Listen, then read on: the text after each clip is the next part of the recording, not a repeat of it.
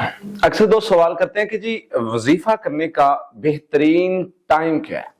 وظیفہ کرنے کا جو ہم بتاتے ہیں وظیفہ، اس کا بہترین ٹائم اور اس کی تعداد اور اس کا طریقہ. سب سے پہلے یاد رکھیے کہ جو اذکار سب سے صبح کے وقت کرنے والے ہوتے ہیں، 2-3 طرح کے اذکار ہوتے ہیں جو ہم بتاتے ہیں. حفاظتی پڑھائی لے لیں یا کوئی کلمہ بتا دیتے ہیں یا کوئی بھی، تو اس کا بہترین ٹائم جو ہوتا ہے وہ صبح فجر کے بعد ہوتا ہے. فجر کے بعد صبح کا جو اذکار ہیں وہ فجر کی نماز کے بعد کوشش کریں کہ اگر آپ وہیں پر بیٹھے کر لیں تو یہ بہت بہترین عمل ہے. اس کے بعد دوسری چیز آ جاتی ہے کہ جی ان اذکار کے بعد آپ کا یعنی فجر کے بعد آپ اذکار کرتے ہیں، فار ایگزامپل لیٹ ہو جاتے ہیں تو آپ اشراق کے بعد پڑھ لیں.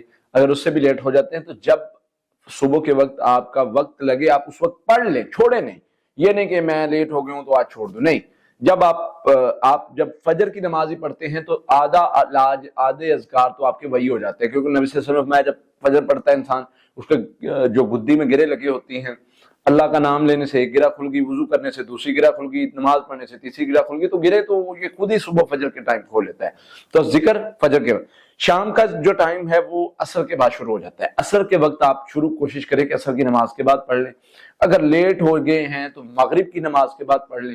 اگر اس سے بھی زیادہ لیٹ ہو گئے ہیں، نہیں وقت ملا، تو آپ عشاء کی نماز کے بعد تو لازمی پڑھیں. یہ لیٹ ہو رہے ہیں، بہتر وقت عصر کے بعد شروع ہوتا ہے، لیکن پڑھنے لازمی ہے. اذکار تعداد وہی 3 بار پڑھ لیں. اگر آپ کو جادو کا مسئلہ نہیں ہے، اگر جادو کا مسئلہ ہے تو 7 مرتبہ پڑھ لیں. اس میں سورہ فاتحہ، آیت الکرسی، سورہ بقرہ کی آخری 2 آیات، آخری 3 قل اعوذ بکلمات اللہ التامات من شر ما خلق، اعوذ بکلمات اللہ التامات من غضبہ وعقابہ، بسم اللہ الذی، یہ والی دعائیں جو ہیں تو یہ آپ صبح شام پڑھیں. اس سے کیا ہوگا؟ اس سے صبح سے لے کر شام تک محفوظ، شام سے لے کر رات تک محفوظ، ساری رات محفوظ.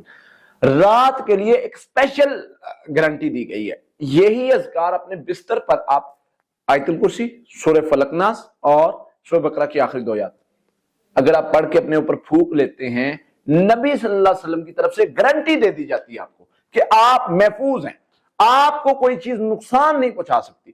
تو یہ ایک بہت بڑا یعنی نبی صلی اللہ علیہ وسلم کی طرف سے بتایا گیا عمل ہے، بتایا گیا طریقہ ہے. تو آپ یہ کریں انشاءاللہ. اللہ کی رحمت سے، اللہ کے فضل سے اللہ تعالیٰ آپ کو صبح سے لے کر شام تک اور شام سے لے کر صبح تک اللہ تعالیٰ ہر قسم کے شر سے محفوظ رکھے گا. کیونکہ نبی صلی اللہ علیہ وسلم نے یہ طریقہ بتایا ہے کہ جو بندہ صبح پڑھتا ہے وہ شام تک محفوظ، شام پڑھتا ہے وہ صبح تک محفوظ، رات بھر اس کی فرشتے جو ہے حفاظت کرتے ہیں اور وہ ہر قسم کے شر سے محفوظ رہے.